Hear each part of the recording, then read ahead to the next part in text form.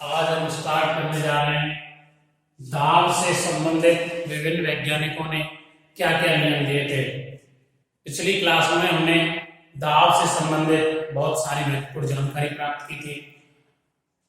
आज हम पढ़ेंगे कि दाब से संबंधित किस किस वैज्ञानिक ने क्या क्या नियम दिए, उन नियमों का दैनिक जीवन में कहाँ उपयोग है, जेसीबी होती है, जेसीबी कैसे एक ड्राइवर के सहारे पर ड्राइवर गियर से थोड़ा सा बल लगाता है हाथ से गियर पर, और जेसीबी बड़े बड़े पत्थरों को कैसे उठा देती है, हाइड्रोलिक जो लिफ्टें होती हैं वो छोटे से बल के सहारे इतने बड़े सामान को कैसे उठा देती है, ये सारी जानकारी हम इसमें प्राप्त करेंगे। तो सबसे पहले दाब से संबंधित नियमों में हम ऐसे साइंटिस्ट का, एक ऐसे वैज्ञानिक का नाम पढ़ेंगे जिसने दाब से संबंधित गैसों के लिए नियम दिया था। इन नियमों को पहले हम बेसिक से समझेंगे, बेसिक से समझने के बाद इसका दैनिक जीवन में उपयोग पढ़ेंगे और इनको ट्रिक के माध्यम से हम याद भी करेंगे। तो सबसे पहले हम बात कर रहे हैं बॉयल का नियम। इसका नियम बॉयल का नियम। बॉयल एक साइंटिस्ट थे, इन्होंने दाब से संबंधित अपना नियम प्रस्तुत किया। इनका नियम क्या था, जरा गौर से सुनिएगा। इनका जो नियम था वो नियम, इन्होंने जो नियम दिया था V और P में संबंध दिया था। किसमें? V और P में संबंध। V का मतलब वॉल्यूम, वॉल्यूम का मतलब आयतन, और P मतलब प्रेशर, प्रेशर का मतलब दाब। तो बॉयल ने V और P में संबंध दिया था। वो संबंध क्या था, पहले मैं इसके नियम को बता देता हूँ। वो संबंध ये था, V व्युत्क्रमानुपाती होता है P के, यानी V is proportional to 1/P। कहने का मतलब क्या हुआ कि जो V है, V4 वॉल्यूम आयतन दाब के व्युत्क्रमानुपाती होता है। इसको हम कैसे समझेंगे? इन्होंने कहा था कि यदि कोई गैस किसी बर्तन में रखी हुई है, यदि कोई गैस किसी बर्तन में रखी हुई है, उस बर्तन का गैस का यदि दाब बढ़ाया जाए, क्या बढ़ाया जाए? दाब बढ़ाया जाए, तो दाब बढ़ाने पर आयतन कम हो जाता है। क्या कहा इन्होंने? किसी गैस का, बर्तन में रखी हुई किसी गैस का दाब बढ़ाने पर आयतन क्या हो जाता है? कम हो जाता है।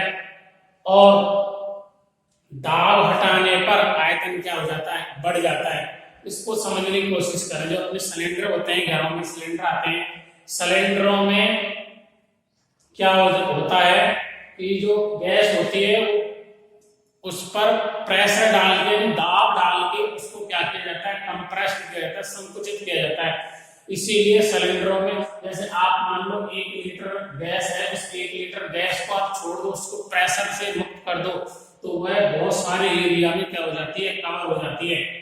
लेकिन उसी गैस को अगर हम दबा के उसको प्रेस में डाल के रखें तो एक छोटी सी बोतल में भी आ सकती है, कितनी? 1 लीटर। तो कहने का मतलब क्या हुआ, बॉयल ने नियम दिया था कि यदि किसी गैस का दाब बढ़ा दिया जाए तो आयतन कम हो जाता है, और दाब घटा दिया जाए तो आयतन क्या हो जाता है? बढ़ जाता है। यही संबंध दिया था V और P में, इसने बॉयल में। सुनो, यहां से हम इस चिन्ह को हटाएंगे और बराबर का चिन्ह लगाएंगे, तो यहाँ पर क्या आएगा? एक नियतांक आएगा। क्या आएगा? कोई ना कोई नियतांक। यहां से इसके अपन 1 लिख के वज्रमान करेंगे तो VP बराबर क्या आ जाएगा? नियतांक। कहने का मतलब आयतन और दाब का गुणनफल एक नियतांक प्राप्त होता है। किसने कहा था? बॉयल महोदय ने कहा था। यहां पर हम इसको अगर इसी सूत्र को आगे बढ़ाना चाहें, आगे बढ़ाने पर हम इसमें देखेंगे कि मान लो कोई गैस है, इसके आयतन V1, V2, V3, V4 है, और इसके अंदर जो दाब है वो P1, P2, P3, P4 है। तो इसके लिए संबंध क्या निकल जाएगा? V1 P1 बराबर V2 P2 बराबर V3 P3, और ऐसे आगे तक चलता जाएगा। इन सब का मान क्या होगा? कांस्टेंट होगा, कोई ना कोई नियतांक प्राप्त होगा। यहाँ पर आपको ये याद रखना है कि आयतन और दाब में ये संबंध, यानी आयतन बढ़ने पर दाब बढ़ने पर आयतन कम हो जाता है और दाब घटने पर आयतन बढ़ जाता है। ये कब संभव है? जब तापमान क्या रखा जाए, नियत रखा जाए, यानी तापमान उतना ही रहना चाहिए जितना दाब लगाने से पहले था, उतना ही तापमान दाब लगाने के बाद होना चाहिए, तब ये कंडीशन फॉलो होती है इसकी, बॉयल के नियम की। अगला नियम दिया था चार्ल्स महोदय ने। इनने चार्ल्स एक साइंटिस्ट थे, उन्होंने नियम दिया था दाब से संबंधित। चार्ल्स महोदय जो थे उन्होंने V और T में संबंध बताया था। किसमें? V और T में। V फॉर वॉल्यूम, वॉल्यूम का मतलब होता है आयतन, और T फॉर टेम्परेचर मतलब तापमान। इन्होंने आयतन और तापमान में संबंध बताया था। आयतन और तापमान में संबंध ये बताया था, कंडीशन इन्होंने रखी, यहाँ पर कंडीशन थी तापमान निश्चित रहना चाहिए था, तब V और T में संबंध था। इन्होंने V और T में संबंध बताया था जब दाब क्या रखा गया हो, नियत हो, यानी दाब में परिवर्तन नहीं होना चाहिए, तब इनका नियम ये था। इनका नियम कहता था कि अगर ताप बढ़ाएंगे, क्या बढ़ाएंगे? ताप, यानी V is proportional to T, यानी कि ताप बढ़ाएंगे तो उसका गैस का आयतन भी बढ़ जाएगा, और ताप घटाएंगे तो गैस का आयतन भी बढ़ जाएगा। किसी पात्र में भी गैस रखी हुई है और अगर उसको गर्म कर दिया जाए, टेम्परेचर बढ़ा दिया जाए, तो उस गैस का आयतन क्या हो जाएगा? बढ़ जाएगा। हालांकि चार्ल्स महोदय ने स्पेशल गैस के लिए नियम दिया था, लेकिन आप वैसे भी देखो लोहे की रोडें हैं, गर्मियों में क्या होती है, पटरियों के बीचों में गैप रखा जाता है। गैप इसलिए रखा जाता है क्योंकि ऊष्मा पाकर लोहा जो है वो प्रसारित होता है, फैलता है, तो फैलने से क्या होगा, अगर पटरियों के बीच में गैप नहीं रखा जाए तो ये बढ़ेगी और बढ़ेकर टेढ़ी मेढ़ी हो जाएगी और पटरियां मतलब ट्रेन रेलगाड़ी चल नहीं पाएगी। तो चार्ल्स महोदय ने गैस से संबंधित एक नियम दिया था। वो नियम क्या था कि अगर दाब को नियत रख दिया जाए तो आयतन और ताप एक दूसरे क्या होते हैं? समानुपाती होते हैं, यानी ताप बढ़ाने पर आयतन भी बढ़ेगा और ताप घटाने पर आयतन भी घटेगा। यहां से अगर हम नियम इसको चिन्ह को हटाएं और बराबर का चिन्ह लगाएं तो क्या आएगा? कोई ना कोई क्या आता है? नियतांक। और यहां से नियतांक को इधर ले लेंगे, T को इधर लेंगे तो क्या आ जाएगा? V/T बराबर क्या आ जाएगा? कोई ना कोई नियतांक, यानी V/T कोई ना कोई नियतांक के बराबर होता है। और फिर आगे हम बात करते हैं कि इसी प्रकार अगर गैस का आयतन V1, V2, V3 ले लिया जाए और टेम्परेचर T1, T2, T3 ले लिया जाए तो इसका अनुपात V1/T1 बराबर होगा V2/T2 बराबर होगा V3/T3 के, तो बराबर क्या होगा? कोई ना कोई नियतांक होगा। आप कहोगे सर ये नियम तो ठीक है, पता चल जाएगा कि यदि किसी गैस का दाब बढ़ा दिया जाए तो दाब बढ़ाने पर आयतन कम हो जाता है और दाब घटाने पर आयतन क्या हो जाता है? बढ़ जाता है। ताप बढ़ाएंगे तो आयतन बढ़ेगा, ताप घटाएंगे तो आयतन घटेगा। लेकिन सर पहले तो इसकी ट्रिक बता दो, और ट्रिक बताने के बाद ये और बता दो कि एग्जाम के अंदर क्वेश्चन कैसे आता है। तो इनको याद करने की ट्रिक बता रहा हूं। बॉयल के नियम को याद करने की ट्रिक है। बॉयल ने V और T में संबंध दिया था। इसमें V और T में तो पहला क्वेश्चन तो ये बनता है कि आयतन और दाब में संबंध किस वैज्ञानिक द्वारा दिया गया है। नीचे चार ऑप्शन आ जाएंगे, आपको क्या लगाना है? बॉयल। अगला क्वेश्चन ये बनता है कि यदि किसी पात्र में भरी हुई गैस का दाब बढ़ा दिया जाए तो आयतन पर क्या प्रभाव पड़ेगा? यानी दाब बढ़ाने पर आयतन घटता है, बढ़ता है, नियत रहता है या क्या होता है, वो बताना है। अब मैं वो याद करने का तरीका बता रहा हूँ, तरीका सुनो। बॉयल आपको 2-3 बार बोलना है, boil VP, boil VP, boil VP, boil VP, याद हो जाएगा। नहीं, बॉयल महोदय ने V और P में संबंध दिया था। आगे चार्ल्स महोदय ने, चार्ल्स ने V और T में संबंध दिया। V और T को मैं T और V भी कर सकता हूँ, T टेम्परेचर और वॉल्यूम ताप और आयतन में संबंध दिया। इसको कैसे याद रखेंगे? चार्ल्स का कैसे याद रख लो? चाल, यानी चलना। बोलते चल देखेंगे, क्या देखेंगे? टीवी। चल देखेंगे टीवी, चल देखेंगे टीवी। तो चार्ल्स ने किसमें संबंध दिया? T और V में। तो ये दो नियम हुए, बॉयल का और चार्ल्स का। आगे हम तीसरे नियम की बात करते हैं। तीसरा नियम आता है डाल्टन का नियम। किसका? डाल्टन का नियम। डाल्टन महोदय ने दाब से संबंधित क्या नियम दिया था? डाल्टन महोदय ने नियम दिया था, उन्होंने दिया था कि आपस में क्रिया ना करने वाली गैसों को, आपस में क्रिया ना करने वाली गैसों को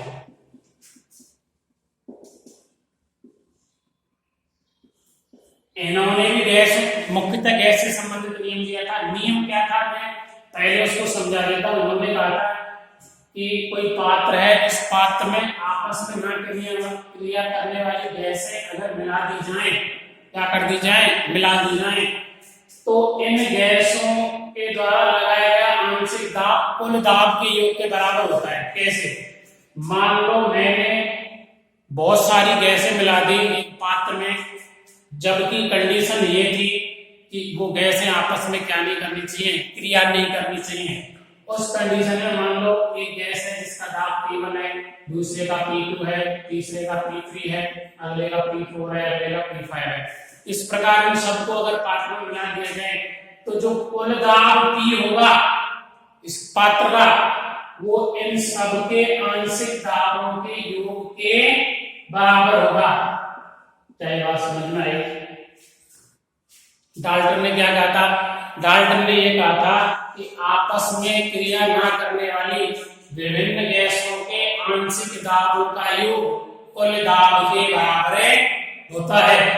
इसको याद करने का तरीका, ये है आपको अगर ये कहानी याद आ जाएगी कि पात्र में सभी क्रिया ना करने वाली गैसों को डाल दिया जाए तो कुल दाब के बराबर होगा। लेकिन ये नियम दिया किसने था? तो इसको याद करने का तरीका ये है डाल्टन। डाल्टन से आप याद रखिए, डाल्टन मतलब डाल दो, डाल्टन मतलब डाल दो, यानी कि अगर हम आपस में ना क्रिया ना करने वाली गैसों को डालेंगे तो उनका कुल योग यानी आंशिक दाब होगा, वो कुल योग है वो कुल योग के बराबर होगा। ये था डाल्टन का नियम। आगे हम इंपॉर्टेंट नियम याद रखने जा रहे हैं, सीखने जा रहे हैं। बहुत इंपॉर्टेंट नियम है जिससे आपको जैसी कार्य प्रणाली का पता चलेगा और ये पता चलेगा कि जो व्हीकल वाहन होते हैं, वाहनों में पावर स्टीयरिंग होती है। पहले जो पुराने ट्रक होते थे या जो व्हीकल होते थे उनमें ड्राइवर ऐसे स्टीयरिंग को खींचता ही रह जाता था, उसके दर्द हो जाता था और तब जाके कहीं जाके वो गाड़ी को मोड़ पाता था। आजकल क्या है, बड़े बड़े वाहन, कोई से भी वाहन में पावर स्टीयरिंग आती है, उंगली के सहारे से क्या कर देता है, घुमा देता है। वो किस सिद्धांत पर काम करती है उसकी हमारे चर्चा करने जा रहे हैं। तो अगला नियम आता है पास्कल का नियम। किसका नियम? पास्कल का नियम। पास्कल एक साइंटिस्ट थे, इन्होंने स्पेशली इसको हम पास्कल द्रव का नियम भी कह सकते हैं, यानी पास्कल का द्रव का नियम, यानी द्रवों से संबंधित पास्कल ने नियम दिया था। अभी जो हमने पढ़े थे तीनों नियम स्पेशली किसके थे? गैसों से संबंधित थे, और ये किससे संबंधित है? द्रव से संबंधित। पास्कल महोदय थे, उन्होंने द्रव से संबंधित मुख्यतः दो कथन कहे थे। कितने कथन? दो, पहला और दूसरा। पहला कथन क्या कहा था? पहला कथन ये कहा था कि मान लो ये कोई पात्र है, ये क्या है? पात्र है, उसमें कोई द्रव भरा हुआ है, तो ये जो पात्र है, इस पात्र के प्रत्येक कण पर समान दाब लगता है। कब? यदि गुरुत्वाकर्षण को नगण्य मान लिया जाए। गुरुत्वाकर्षण को क्या माना जाए? नगण्य माना जाए। यानी एक कंडीशन में हम ये मान लें कि पृथ्वी का गुरुत्वाकर्षण नहीं लग रहा है, उस कंडीशन में इस पात्र में भरे हुए द्रव के द्वारा इस पात्र के प्रत्येक कण पर, मान लो यहाँ कोई कण है, यहाँ कोई कण है, यहाँ कोई कण है, इस पर समान मात्रा में क्या लगता है? दाब लगता है। दूसरी कंडीशन ये थी, मान लो हम ये मान लें, यहाँ तो ये माना जाता है गुरुत्वाकर्षण नहीं लग रहा। दूसरी कंडीशन में मान लो गुरुत्वाकर्षण लग रहा है, यानी गुरुत्वाकर्षण को नगण्य ना माना जाए। उस कंडीशन में क्या कहा था? उस कंडीशन में ये कहा था, मान लो ये पात्र है और इस पात्र में कोई द्रव भरा हुआ है, तो इसके विभिन्न कणों पर लगने वाला जो बल है ना, यानी विभिन्न पात्र के विभिन्न कणों पर लगने वाला जो दाब है, वो दाब इसकी गहराई पर निर्भर करता है। इस पर गहराई पर कहने का मतलब, अगर कोई कण मान लो यहाँ पर है और दूसरा कण यहाँ पर है, ये ए है और ये बी है, ए पात्र में ऊपर है और बी पात्र में कहाँ है, नीचे, तो जो बी पर जो प्रेशर लगेगा ना, वो बी का प्रेशर ज्यादा होगा क्योंकि बी कहाँ है, गहराई में नीचे है। इसीलिए आपने देखा होगा जो टंकियां होती हैं अपने घरों की छतों पर, उसमें जो सप्लाई का जो पाइप लगाया जाता है वो टंकी के नीचे लगाया जाता है, तो नीचे का प्रेशर क्या हुआ, ज्यादा, तो गहराई क्या हुई, बढ़ गई। तो पास्कल ने द्रवों के दाब से संबंधित पहला कथन कहा था। पहला कथन ये था, गुरुत्वाकर्षण को नगण्य मान लिया जाए, ये मान के चले पृथ्वी गुरुत्वाकर्षण नहीं लग रहा, उस कंडीशन में ये जो दाब है ये द्रव पात्र के प्रत्येक कण पर क्या लगता है, समान मात्रा में। दूसरी कंडीशन पर गुरुत्वाकर्षण को नगण्य ना माना जाए, उस कंडीशन में पात्र पर के कणों पर लगने वाला जो दाब है वो उसकी गहराई के अनुसार लगता है, गहराई अधिक है दाब क्या लगेगा, अधिक लगेगा। इनका दूसरा कथन क्या था, दूसरा कथन गौर से सुनिएगा, ये इंपॉर्टेंट है, इसी पर बेस्ड क्वेश्चन बनते हैं और दैनिक जीवन में बहुत काम आता है। सुनो, दूसरा कथन क्या था। दूसरे कथन को समझने से पहले मैं यहाँ पर एक कंडीशन बताता हूँ। मान लो स्कूल में प्रेयर हो रही है, उस प्रेयर के अंदर एक लाइन में बच्चे खड़े हुए हैं, ये सारे बच्चे खड़े हुए हैं। अब एक उद्दंडी बालक आता है, उद्दंडी बालक आगे वाले को क्या मार देता है, धक्का मार देता है। तो जैसे ही इसने इसको धक्का मारा तो ये क्या होगा, ये इस आगे वाले के ऊपर गिरेगा, ये इसके ऊपर गिरेगा, ये इसके ऊपर गिरेगा, ये इसके ऊपर गिरेगा। यही पास्कल महोदय ने द्रवों के लिए नियम दिया था। इनका मानना ये था कि मान लो ये कोई पात्र है, इस पात्र में कोई द्रव भरा हुआ है और इस पात्र के किसी बिंदु पर यदि दाब लगा दिया जाए, यानी जिस कण पर अगर दाब लगा दें तो जितना दाब इस कण पर लगाया जाएगा वो समान मात्रा में इस पात्र में क्या हो जाएगा, संचरित हो जाएगा, यानी प्रत्येक कण पर वो दाब क्या होगा, ट्रांसफर हो जाएगा। ये दूसरा कथन था किसका, पास्कल के नियम का। इसको समझने के लिए एक एग्जांपल समझते हैं। सुनो, पहले मैं आपको एक चीज बता देता हूं जो कि दाब में जब पहली क्लास हुई थी हमारी, तो मैंने आपको बताया था कि जो दाब होता है P, क्या होता है, लंबवत बल बटे क्षेत्रफल। दाब होता था P बराबर लंबवत बल बटे क्षेत्रफल, यानी P बराबर F/A, ये मैंने बताया था। और फिर मैंने बताया था कि जब बल का मान निकालना हो तो बल को गुणा 1 से और P को 1 से, तो PA हो जाता है F बराबर PA। और इसको याद करने का तरीका बताया था, F का मतलब अगर फादर मान ले और PA का मतलब पापा, तो फादर ही तो पापा होते हैं, तो F बराबर PA, ठीक है। तो इसको समझने के लिए मैं एग्जांपल दे रहा हूं। मैं आपको यहाँ ये बताना चाह रहा हूं कि पास्कल के नियम का दूसरा कथन अगर लगा दिया जाए तो आप एक उंगली के सहारे से, यानी एक नाम मात्र के बल से आप बहुत भारी भरकम वस्तु को आसानी से उठा सकते हैं। यानी मान लो यहाँ एक लड़का बैठा हुआ है, तो इसको एक उंगली के सहारे से ऐसे करके उसको ऊपर उठाया जा सकता है, थोड़े से बल से ही। ऐसे जरा समझिएगा, मान लो यहाँ पर मैंने एक इस प्रकार का पात्र बनाया है, यहां पर आपको दिखाई दे रहा होगा कि ये एक नली है जो सकरी नली है और ये चौड़ी नली है। इसमें पूरे में क्या भरा हुआ है, द्रव भरा हुआ है। और द्रवों के लिए पहली क्लास में ही मैंने बताया था कि चाहे नली सकरी हो या चौड़ी हो, यहाँ पर ऊपर वाला क्षैतिज लेवल होगा तो क्या होगा, बराबर ही होगा। अब सुनो, मान लो इसकी जो चौड़ाई है वो 1 मीटर, मतलब इसका जो क्षेत्रफल है वो 1 मीटर स्क्वायर है, 1 वर्ग मीटर है इस चौड़ी वाली नली का। ये जो सकरी नली है इसका क्षेत्रफल 1/100 मीटर स्क्वायर है। 1/100 मीटर का मतलब 0.01 मीटर स्क्वायर है, मान लो, क्योंकि इतनी सकरी है। एक कैलकुलेशन करके बता रहा हूं, बहुत शानदार। यानी यहाँ पर जो आप बल लगाओगे ना, यहाँ पर लगाया गया बल यहाँ जाके कितना गुना हो जाएगा, सुनो। अब मान लो ये पॉइंट ए है और ये पॉइंट बी है, ये क्या लगा हुआ है, पिस्टन लगा हुआ है और एक पिस्टन यहाँ लगा हुआ है। मान लो इस पॉइंट ए पर मैंने 1 न्यूटन का बल लगाया, तो न्यूटन ये पास्कल का दूसरा नियम क्या कहता है, ये नियम कहता है कि यहाँ पर ये जो लगा है मैंने बल लगाया है, अभी इसको दाब में परिवर्तित करेंगे तो ये नियम ये कहेगा ये जो दाब इस पर लगेगा ना, वो दाब आगे तक क्या होता चला जाएगा, संचय होता चला जाएगा और प्रत्येक कण में उतना ही दाब बढ़ता चला जाएगा। ये तो नियम पढ़ाया हमने। अब सुनो, यहाँ पर मैंने पॉइंट ए पर 1 न्यूटन का बल लगा दिया, 1 न्यूटन का बल लगाने पर इस पर कितना दाब बनेगा, सुनो, दाब बराबर होता है बल बटे क्षेत्रफल। बल कितना लगाया है मैंने, 1 न्यूटन का, इसका क्षेत्रफल कितना है, 1/100, कितना है 1/100, ऊपर ट्रांसफर करेंगे तो दाब हो जाएगा 100 पास्कल। दाब का मतलब बताया था पास्कल होता है, तो इसका इस बिंदु पर 1 न्यूटन बल से कितना दाब लगेगा, 100 पास्कल का।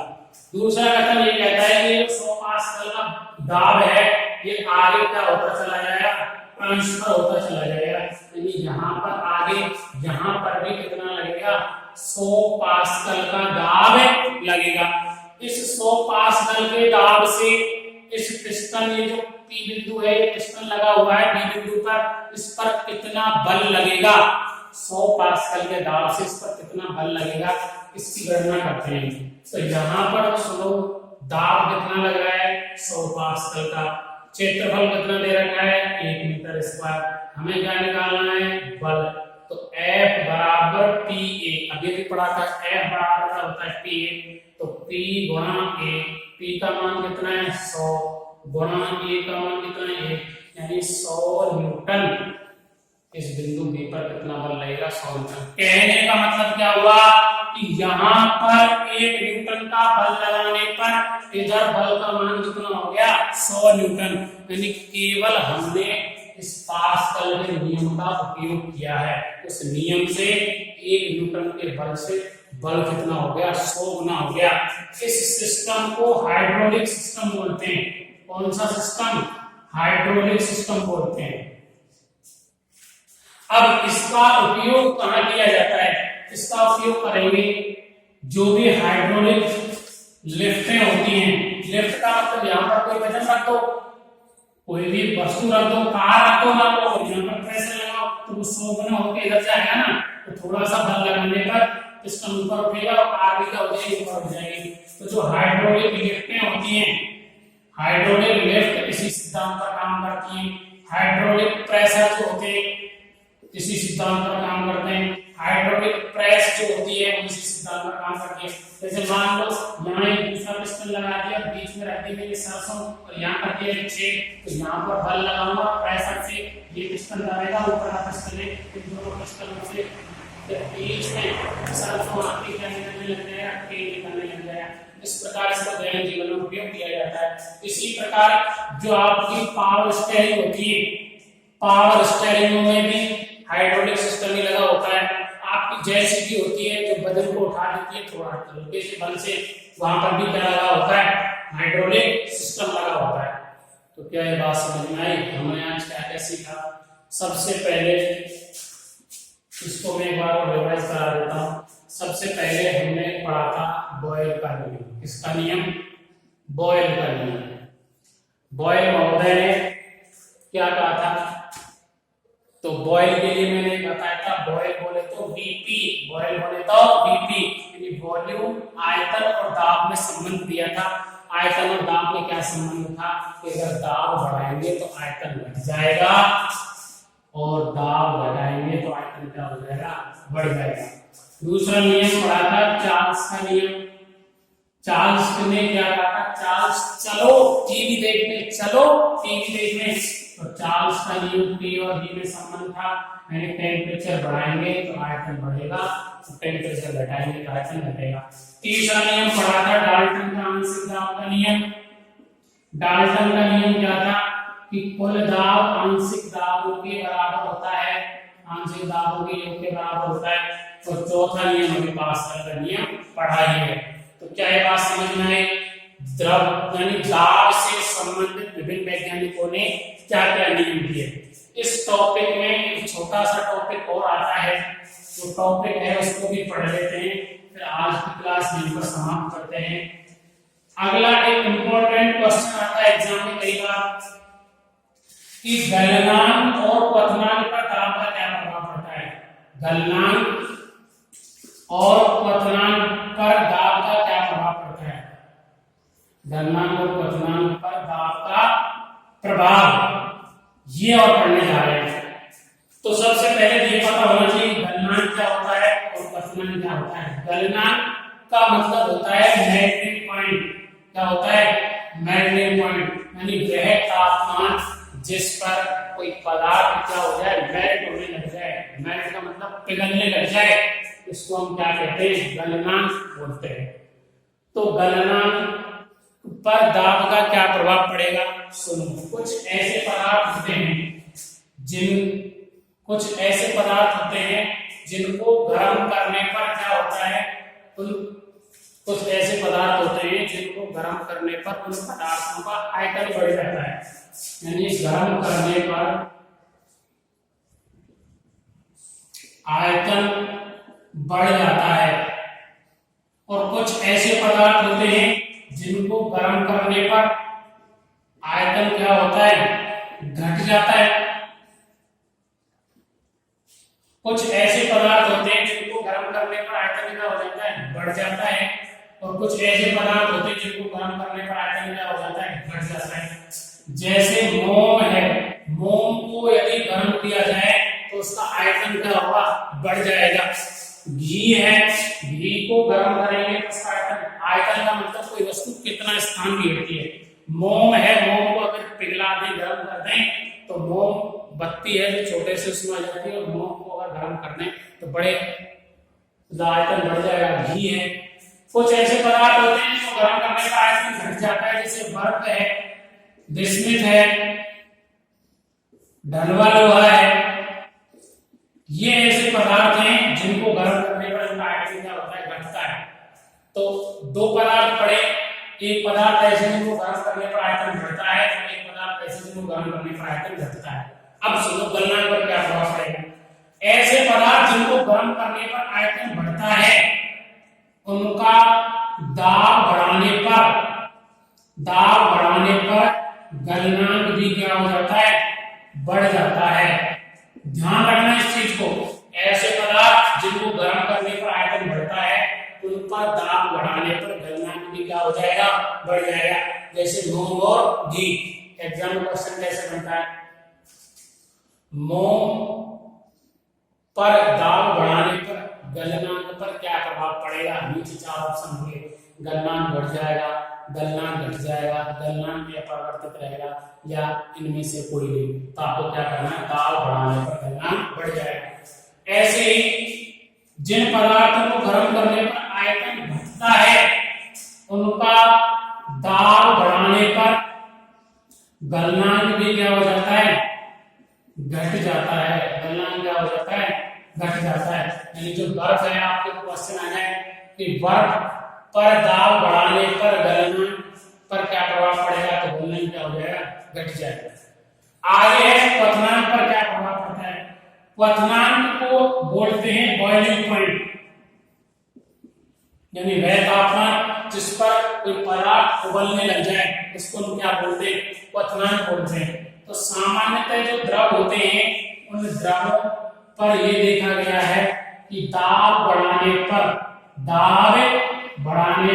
क्वथनांक क्या होता है? बढ़ जाता है। ध्यान रखना, क्वथनांक द्रवों का दाब बढ़ाने पर क्वथनांक क्या हो जाता है? बढ़ जाता है। और गलनांक के लिए याद रखना, गर्म करने पर जिनका आयतन बढ़ता है उनका दाब बढ़ाने पर गलनांक भी बढ़ जाता है।